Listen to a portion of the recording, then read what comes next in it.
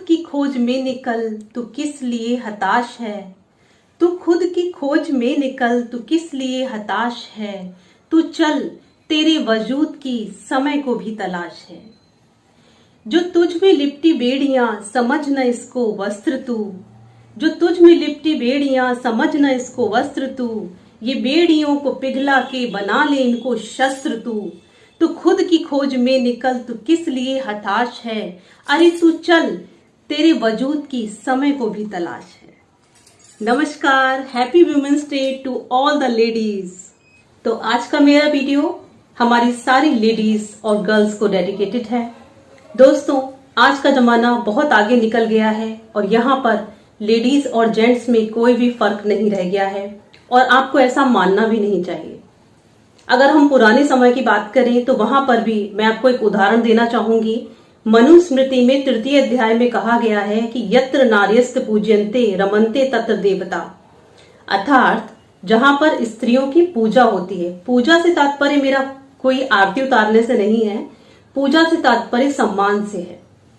जहां पर स्त्रियों का सम्मान होता है वहां पर देवता निवास करते हैं और जहां पर स्त्रियों का सम्मान नहीं होता वहां पर अगर आप कोई अच्छा कर्म भी करते हैं तो उसका भी फल निष्क्रिय हो जाता है, अर्थात फल नहीं मिलता। तो देखा कितना अच्छा बोला गया है। तो क्यों निराश हो जाते हैं हम कभी कभी जीवन में, इतना हतोत्साहित हो जाते हैं कि खुद को कमजोर फील करने लगते हैं। हमें अपने आप को कमजोर फील नहीं करना है, इन्हीं सब बातों से मोटिवेशन लेनी है और आगे बढ़ना है, क्योंकि ये जो समय है ये आगे बढ़ने का है और हमें किसी से पीछे नहीं रहना है। एक और एग्जाम्पल के थ्रू मैं आपको बताना चाहती हूँ। एक बार स्वामी विवेकानंद जी से एक किसी ब्रिटिश पर्सन ने पूछा कि स्वामी जी, आपके देश की महिलाएं पुरुषों से हाथ क्यों नहीं मिलाती हैं।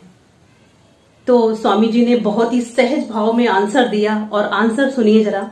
उन्होंने बोला कि क्या आपके देश की जो रानी है, महारानी है, वो हर किसी से हाथ मिलाती है। तो उसने बोला कि नहीं, बिल्कुल भी नहीं। तो उन्होंने बोला कि हमारे देश की हर एक महिला महारानी है, तो वो हर किसी से हाथ तो नहीं मिला सकती, इसलिए ही वो हाथ नहीं मिलाती है। देखा क्या खूबसूरत जवाब था। और आज का एपिसोड आप में एक नई ऊर्जा भरने के लिए मैंने बनाया है। एक बार ओशो का नाम आपने सुना होगा। ओशो से उनकी किसी शिष्य ने पूछा था कि गुरुजी, ऐसा क्यों होता है कि जितनी भी हमारे दुनिया में जो काम होते हैं, ऐसे क्रिएशन के काम होते हैं, जो भी कोई बड़ा इन्वेंशन होता है या कोई नई सोच, ऐसा सब पुरुष ही क्यों करते हैं, आखिर महिलाएं क्यों नहीं करती। तो ओशो ने उनसे पता है क्या कहा। ओशो ने कहा कि तुम्हें पता है कि जब ये आत्मा इस दुनिया में आती है तो जैसे जैसे इंसान बड़ा होता है उसके मन में इच्छा जागृत होती है कि मैं कुछ क्रिएट करूं, क्रिएशन करूं किसी चीज की।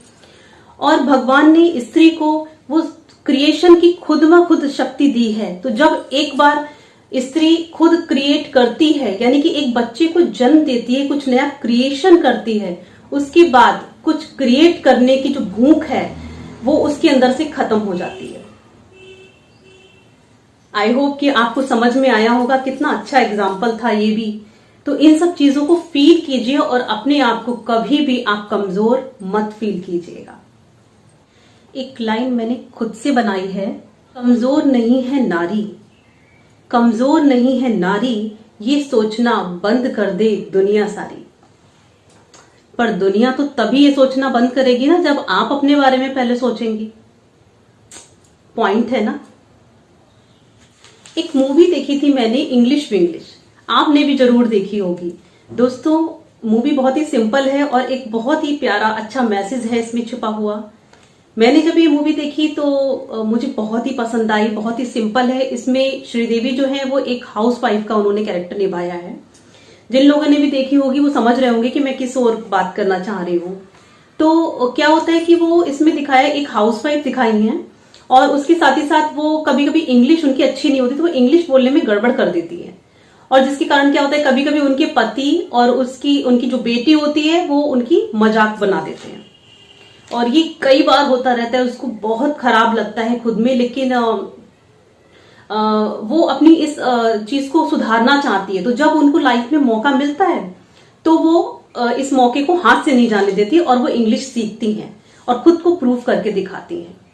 तो दोस्तों, कभी भी अपने घर में अपनी घर की महिलाओं की मजाक मत उड़ाना, अपनी माँ की कभी मजाक मत उड़ाना कि आपको ये नहीं आता, आपको इंग्लिश नहीं आती, आपको टेक्नोलॉजी का ज्ञान नहीं है, तो आप उनकी मजाक उड़ाने लगे। अरे वो तो माँ है, माँ की अगर आप मजाक उड़ाओगे, पता है एक माँ जब बच्चों को जन्म देती है तो अपना अपना सब कुछ भूल जाती है, अपने आप के बारे में, अपनी कैपेसिटी कैपेबिलिटी सब कुछ भूल जाती है, सबको ताक पे रख देती है। सो कभी सोचा है आपने कि अगर वो अपने आप को अपडेट करने पे उसने इतना समय दिया होता और आपको समय ना दिया होता तो आज वो कहाँ होती है? फिर तो आप उसकी कंपेयर भी नहीं कर सकते थे, आप उस लाइन में भी शायद सबसे पीछे भी ना खड़े होते अगर उन्होंने अपने आप को अपडेट करने में टाइम दिया होता। तो आई होप कि सारे एग्जाम्पल्स बहुत अच्छे लगे होंगे आपको, और मैं यही कहना चाहूंगी कि जितनी भी माएँ हैं और स्पेशली वो अपने बच्चों को, लड़कियों को बहुत ज्यादा जो है रोका टोकी करते हैं, ऐसा करो ऐसा मत करो, ये ठीक है वो मत करो। कभी अपने लड़कों को भी जरा ये सीख दीजिए कि वो एक लड़की का सम्मान करना सीखें, फिर वो चाहे आपकी बहन हो, आपकी वाइफ हो या और कोई, आपको आना चाहिए महिलाओं का सम्मान करना। जब महिलाओं का सम्मान करेंगे ना तो देश विदेश में घटनाएं घटित होती है ना, ये सब खुद ब खुद खत्म हो जाएंगी। तो मैं इस टॉपिक को कहीं और ले जाना नहीं चाहती, इसको कोई मतभेद का कोई वो बनाना नहीं चाहती सब्जेक्ट। बस मेरा एक प्यारा सा एक यही आज का वो था, एक मोटिव था कि जितनी भी गर्ल्स हैं, लेडीज हैं, वो अपनी शक्तियों को पहचाने, धीरे धीरे कदम आगे बढ़ाती रहें, क्योंकि आज लड़कियां कहीं पर भी किसी भी फील्ड में आप देख लीजिए पीछे नहीं है। चाहे वो टेक्नोलॉजी की फील्ड हो, चाहे वो इन्वेंशन की फील्ड हो, पायलट, सेना में भी लड़कियां हैं, किस तरीके से नाम रोशन कर रही हैं। तो पहचानिए इस वुमेन्स डे पर अपनी शक्तियों को और खूब आगे बढ़िए, हम सबका नाम रोशन कीजिए, हमारे देश का नाम रोशन कीजिए। इन्हीं सब प्यारी सी बातों के साथ आज का टॉपिक मैं समाप्त करती हूँ। उम्मीद है कि आपको वीडियो पसंद आया होगा, और अगर वीडियो पसंद आया हो तो प्लीज लेडीज के लिए लाइक जरूर कीजिएगा।